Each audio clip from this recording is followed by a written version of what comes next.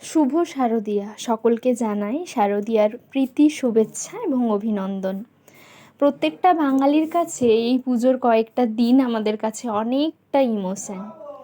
তো কাজের সূত্রে থাকার জন্য দীর্ঘ কয়েকদিনই হলো থাকা হয়নি। তো এই অষ্টমীর রাত্রেবেলা বাড়ি ফিরেছি, এই নবমীর সকাল।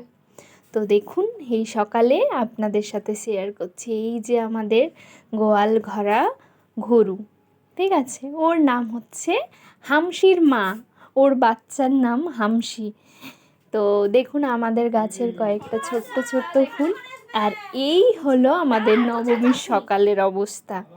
সকলে বসে গেছে ফুচকা ভাজার জন্য।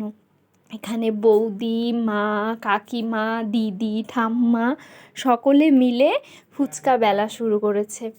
আসলে আমাদের এই মহানবমীতে আমাদের সাধারণত খাওয়া দাওয়া হয় আমাদের পুজোর মণ্ডপে, সেখানে ব্যবস্থা থাকে আমাদের প্রসাদের। তো সেই জন্যই ফাঁকা সময় পেয়েছে। তো কি হবে, নবমীর দিনে রাত্রেবেলা তো কিচ্ছু একটা খেতে হবে। তো সেই জন্য আমাদের এই ফুচকা ভাজা শুরু হয়ে গেছে।